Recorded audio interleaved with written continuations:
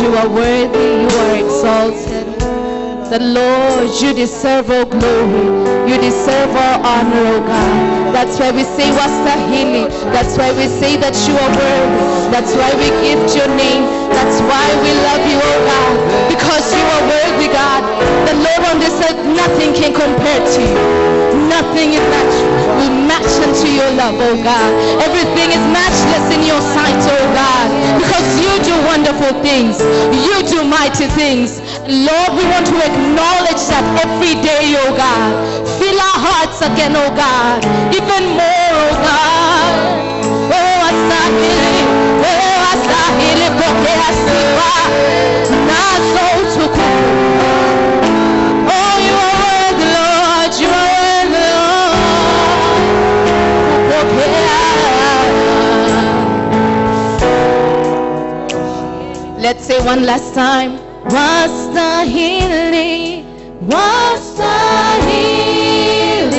ewe Bwana, wastahili, wastahili, ewe Bwana, wastahili, wastahili, ewe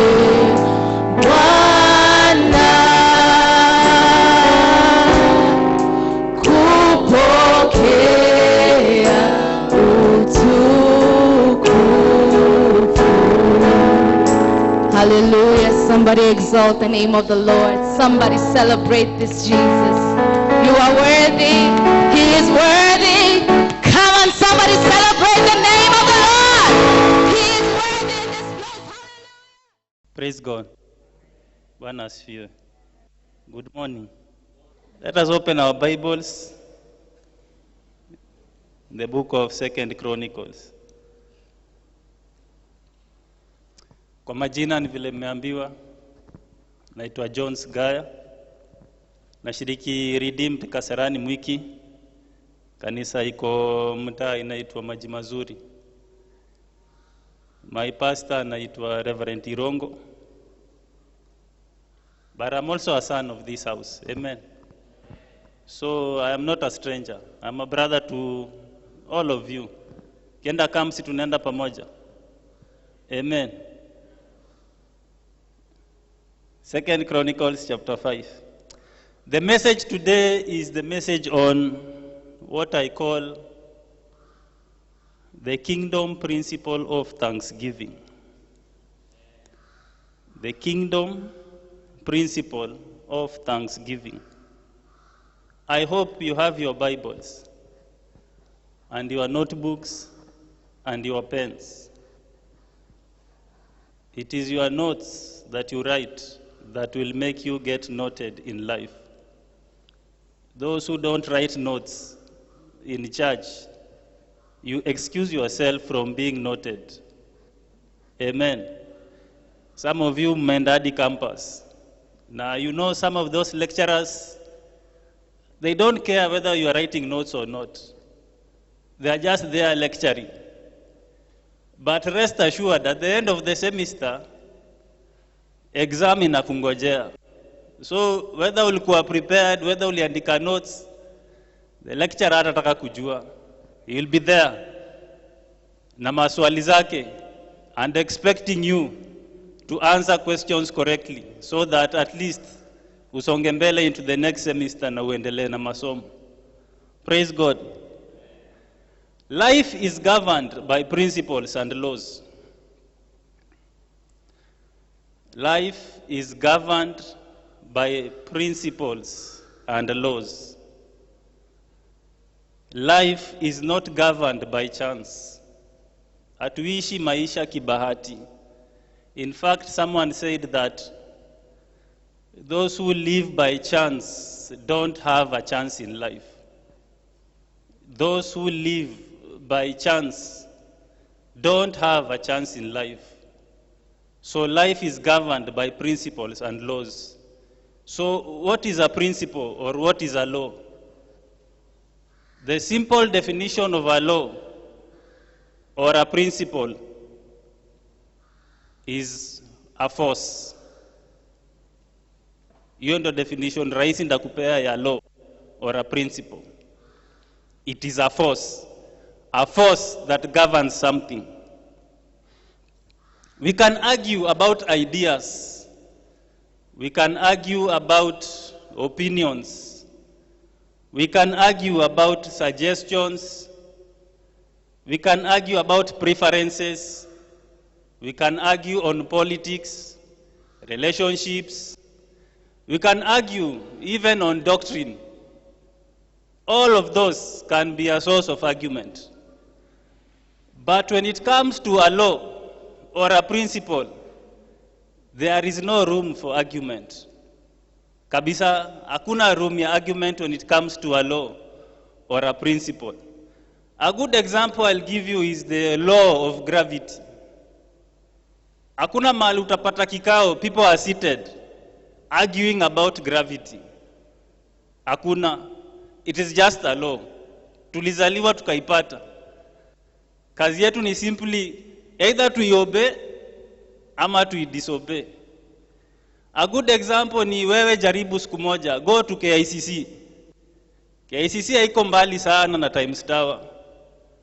Panda juu KICC. Then decide wewe ni Batman ama Superman ama Spiderman. You decide unataka kufly kutoka KICC mpaka Times Tower. Na utoke from one end. Na uwe ready. Na ukimbie. And you let go. Believe me, it will take you just some few seconds to realize that wewe si nyonde. Praise God. Because the force or the law of gravity will put you in your place. Amen. The law, the force of gravity, will remind you, you are not a bird. You must respect the law of gravity. Another law is the law of friction. For you to walk from here mpaka Getambaya, ama Keunguro, ama kwa Cairo, without friction, haiwezekani. Because friction, lazima mguu yako come into contact with the ground. Na ukuwe na ability ya ku make movement mpaka ufike mahali unaenda. Amen. Just as there are natural laws, just as there are natural principles, there is also what we call spiritual principles and laws. And the principle today that I'm sharing with you is the principle on thanksgiving. Amen. Thanksgiving is a potent and a very powerful spiritual principle. Thanksgiving. Bishop Oyedepo made a statement.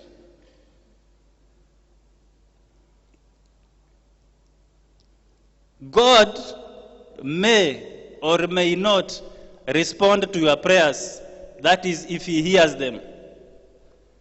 But when it comes to praise and thanksgiving, God must respond. God may or may not respond to prayer. That is, if he hears them. Kuna maombi haifiki. But when it comes to praise, when it comes to thanksgiving, God must respond. Chronicles, 2 Chronicles chapter 5, from verse 12. And I read, also the Levites, which were the singers, all of them, of Asaph, of Heman, of Jeduthun, with their sons and their brethren, being arrayed in white linen, having cymbals and psalteries, and harps, stood at the east end of the altar, and with them 120 priests, sounding with the trumpets. It came even to pass, as the trumpeters and singers were as one, to make one sound to be heard in praising and thanking the Lord. And when they lifted up their voice with the trumpets and cymbals and instruments of music, and praised the Lord, saying, for he is good, for his mercy endureth forever, that then the house was filled with a cloud, even the house of the Lord, so that the priest could not stand to minister by reason of the cloud, for the glory of the Lord had filled the house of God. Praise God. These people were not praying. These people were not, they were just there praising and thanking God. Guess what happened? The cloud came and filled the temple, that the priests could not even minister because the glory came with such power. I want to give you a statement today that please usiaje isahau. Iweke kwa roho yako, alafu kila siku uko unajikumbusha. Where you are today, no matter how low, is someone else's prayer point. Where you are today, no matter how low it is someone else's prayer point. Where you are today, no matter how low, is someone else's prayer point. The things that you take for granted, zile tunaita za kawaida, those things that you take for granted, they are someone else's prayer point. Nani angejua ya kwamba 2021, something that we take for granted, called oxygen, has become the most sought after commodity. Oxygen. Hii iko bure hapa. Atuilipiangi. You just breathe it and breathe it out. There is someone somewhere paying money, serious cash, to gain access to oxygen. No matter how low you are today, it is someone else's prayer point. Oyedepo made another statement. Those who take God for granted get grounded in the game of life. Those who take God for granted get grounded in the game of life.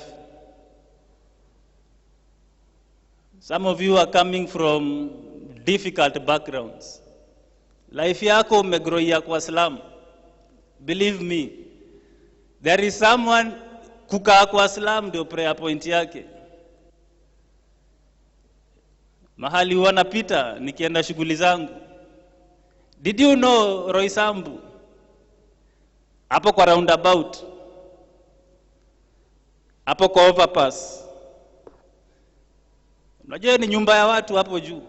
Ilikuwa kwa news kumoja. There are some people who sleep up there. Thank God for you. Uruko kwa Islamu unalala kwa kitanda hata kama ni kitanda imevunjika. There is someone sleeping uko kwa bushes or sleeping in very funny places. But you,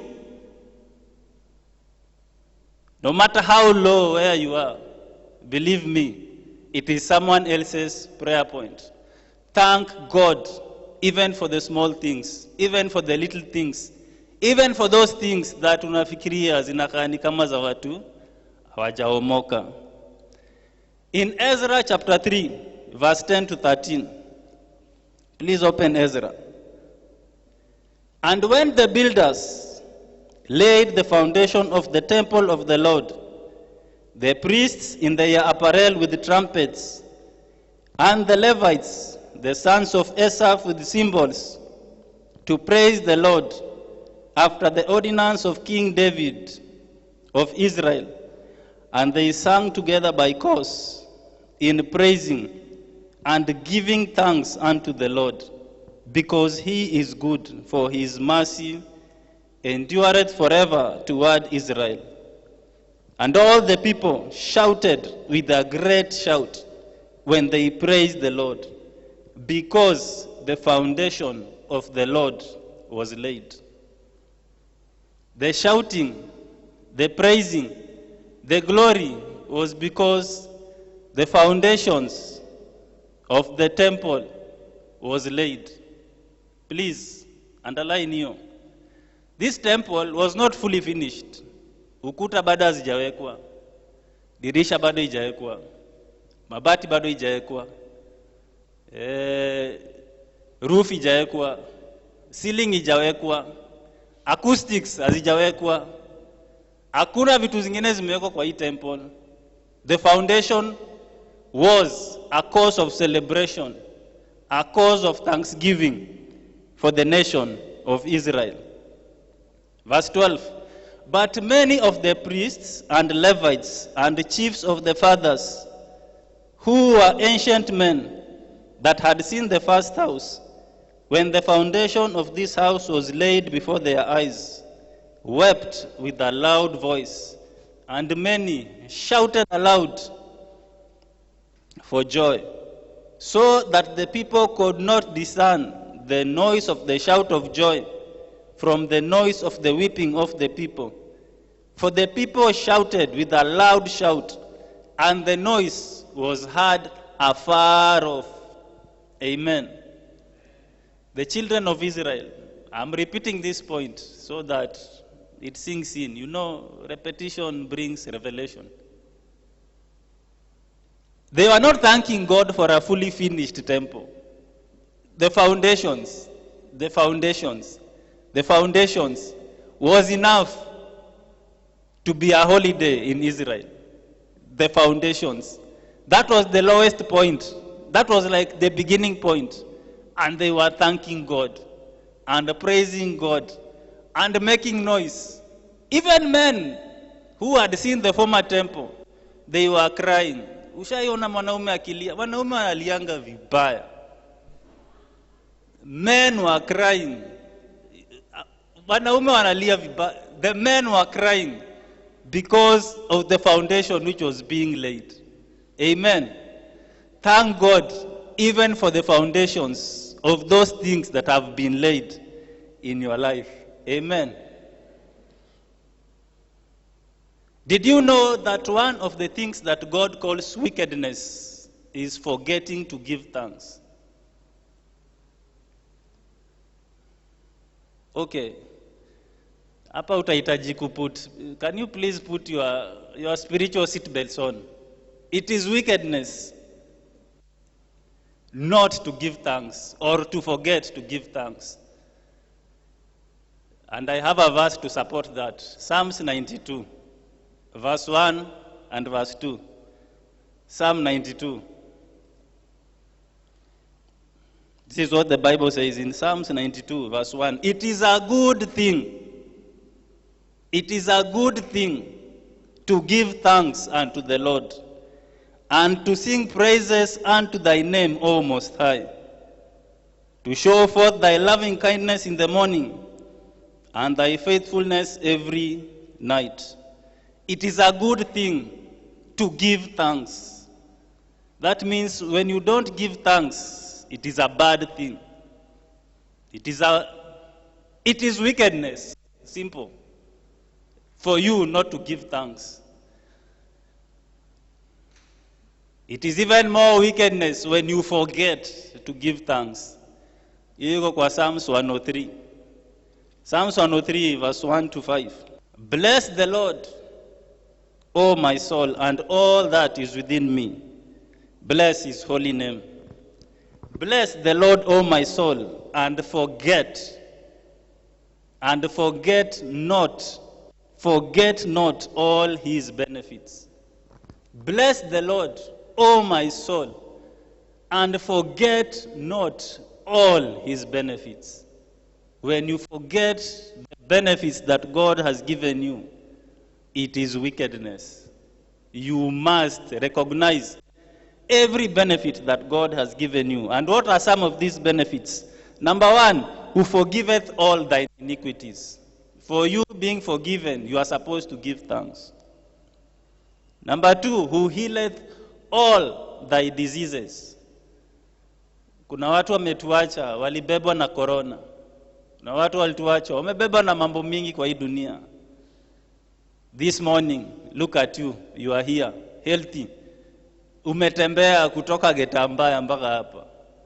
Isn't that a cause for giving thanks?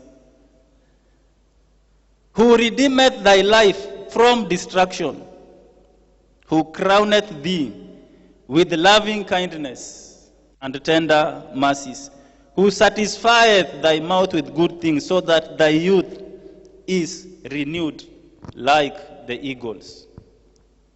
Amen. So it is a blessed thing when you give thanks. It is a blessed thing when you take time to give thanks. Why should we give thanks? Why do we give thanks? Number one, we thank God as a show of gratitude for every good thing that He has done in our lives. We thank God as a sign of gratitude for every good thing that He has done in our lives. Giving thanks shows that we acknowledge that every good and every perfect gift comes from God. James chapter 1 verse 17. Every good and every perfect gift is from above, and cometh down from the Father of lights, with whom is no variableness, neither shadow of turning. Every good and perfect gift comes from God. Number two, why do we thank God? We thank God to avoid turning our blessings into curses. Yes, and that is a thing. That is what wazungu wanaita phenomenon. Your blessings can turn into curses. Just because you are blessed, your blessings can very easily turn into a curse. God blesses you with a job. The job makes you so busy, ukuji kanisani. Sooner or later, your job will become into a curse. God blesses you with a nice, handsome husband. Amen. Your husband becomes a source of you not coming to church, or not worshiping God, or not going for kesha, or not serving God the way you used to serve God. Your blessing can turn into a curse. God blesses you with a child. The child distracts you from worshiping God the way you used to worship. The child can turn into a curse. God blesses you with millions. Before you know it, the millions are making you become an alcoholic. Bangi zote za Ruiru wesa ndo unavutanga kwa sababu ya sasa wewe uliomoka, hakuna kitu watu wanakuambia. Your blessings can turn into a curse. Malachi chapter 2. Malachi chapter 2 from verse 1 to 2. And now, O ye priests, and all of you are priests. In the book of Peter, you are called a royal priesthood. Amen. Are you not a royal priesthood? You are a royal priesthood. So, all ye priests, this commandment is for you. Verse 2, if ye will not hear, if ye will not lay it to heart, to give glory unto my name, saith the Lord of hosts, I will even send a curse upon you, and I will curse your blessings. Yea, I have cursed them already, because ye do not lay it to heart.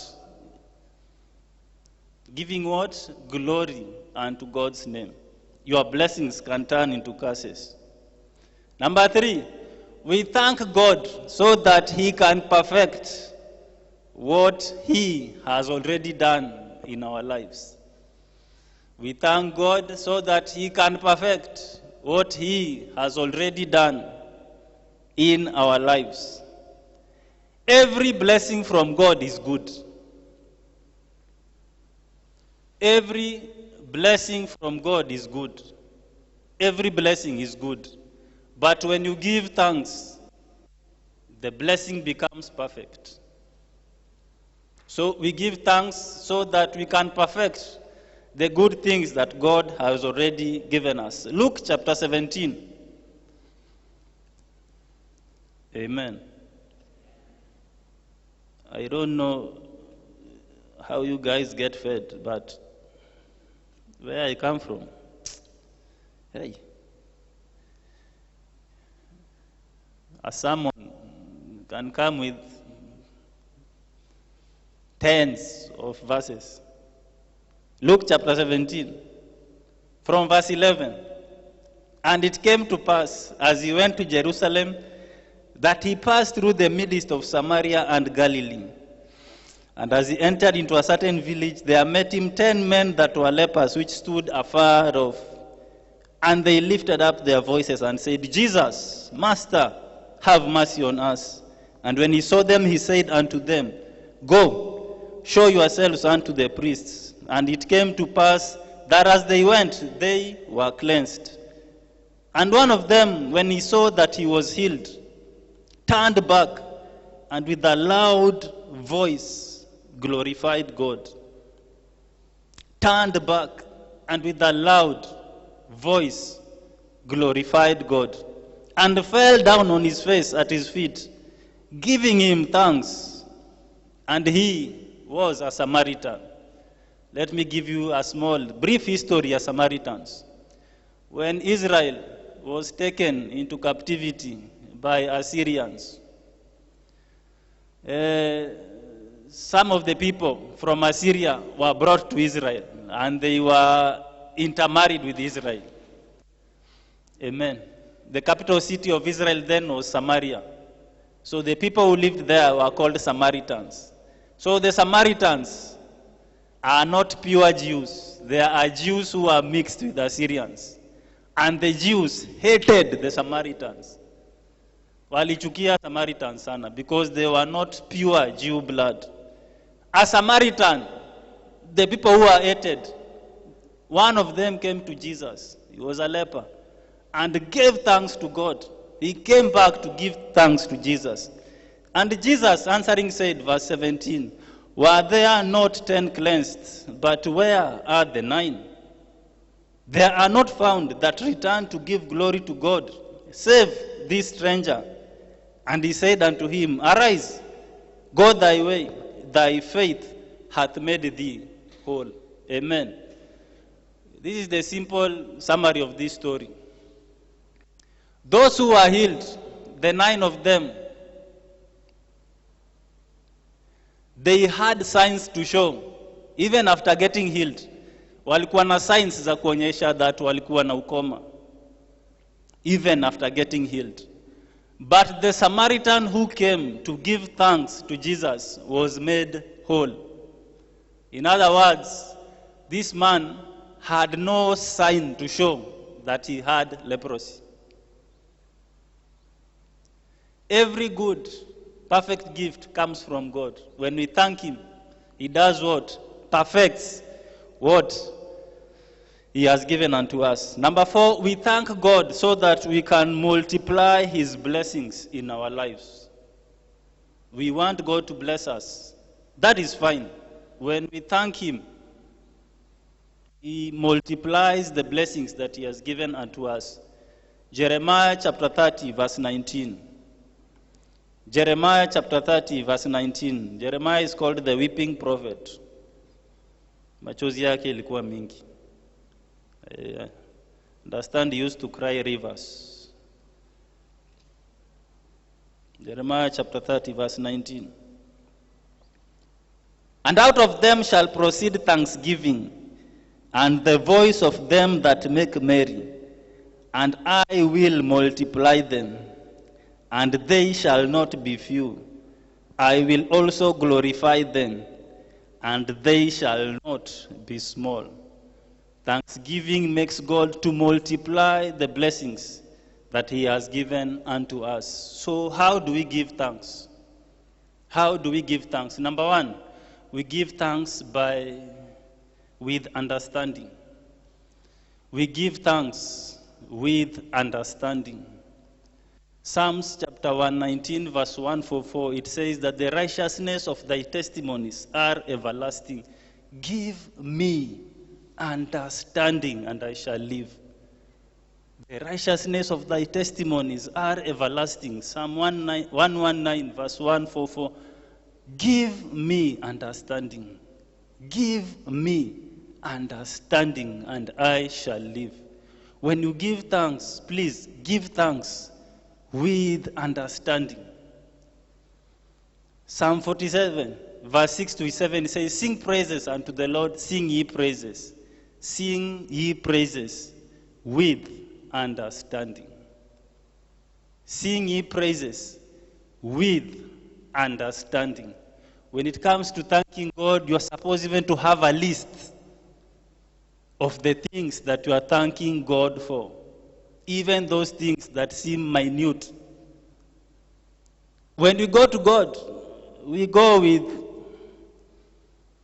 prayer items. Amen.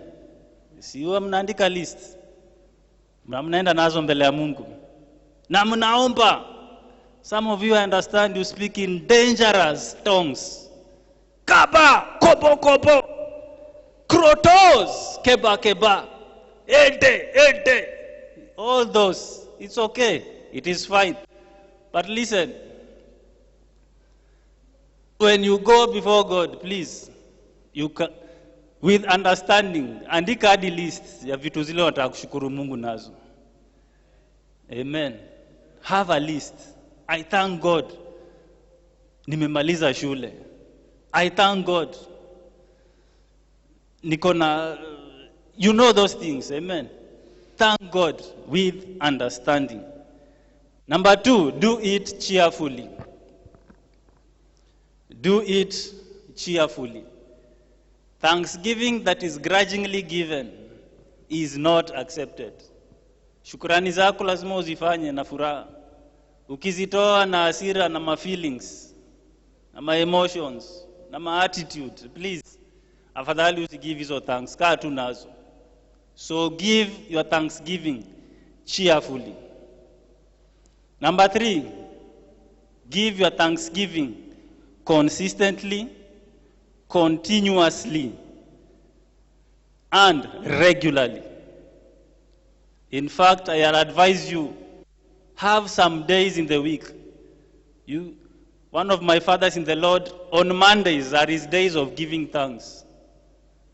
On Monday, he does not cast demons. On Monday, he does not do deliverance. No, he just thanks God. He thanks God. Appoint a day where unasema hii ni siku yangu ya kushukuru Mungu kwa yote ambaye ametenda maishani mwangu. Number 4, when you are thanking God, this is one of the things ambazo zinatusumbua. Give thanks with that thanksgiving offering. Amen. Learn to offer what we call a thanksgiving offering. Now, I know you are good in giving your offerings. Amen. I know you are good in giving your tithe. Amen. Young people, please give your tithes so that the devourer can be rebuked. Number 3, I'll advise you, create an account where unasema hii pesa ya kushukuru Mungu. You must learn. After umeshukuru Mungu, tafadhali, give what we call a thanksgiving offering. Psalm 96 verse 8. Give unto the Lord the glory due unto his name. Bring an offering. Amen. I want you to repeat that statement. Bring an offering. Rudia your statement. Bring an offering. Bring an offering. Bring an offering. Psalm 96 verse 8. Give unto the Lord the glory due unto his name. Bring an offering and come into his courts. The last verse, Psalm 107, verse 21 and 22. I love these verses. These verses are my meditations. Psalm 107, 21 to 22. Biblia imeanza na hey, that man would praise the Lord for his goodness and for his wonderful works to the children of men, and let them sacrifice the sacrifices of thanksgiving. The sacrifice. Let them sacrifice the sacrifices of thanksgiving and declare his works with rejoicing. So your thanksgiving is not enough without an offering on the ground. Amen. Please rise up on your feet and begin to thank God. Begin to thank God. Please rise up on your feet and begin to thank God. Rise up on your feet and begin to thank God. Thank God for all the things, even for the zile vitu zinakaa ni kama si za maana sana. Just thank God for those things. Things like oxygen. Imagine 2021, oxygen has become like gold. Mitungi za oxygen hazipatikani Kenya. Zimefichwa. Expensive commodity, oxygen. Hatujafika kwa maji. Hatujaenda kwa shamba. We are not talking about gold or silver. Oxygen. Thank God for the things that he has done in your life. Thank God for the things that he has done for your life. Thank God for everything, everything, everything, everything that he has done in your life. If you are not thankful, your tank will never be full. Thank God. Father, we thank you. Father, we thank you. Father, we thank you. It is by your grace, Lord, that we are here. It is by your favor, Lord, that we are here. It is by your favor that we are here. Some of our friends have left us. Some of our friends, their destinies have been destroyed. But Lord, look at us. We are still here, pursuing salvation, pursuing faith, pursuing your favor, pursuing your word, doing everything, Lord, that you tell us. Father, we thank you. Father, we thank you. Father, we thank you. Father, we thank you. In Jesus' name we have prayed. Amen. May the Lord bless you. May the Lord keep you. May he shine his grace towards you. May he bless you in all that you do. Amen.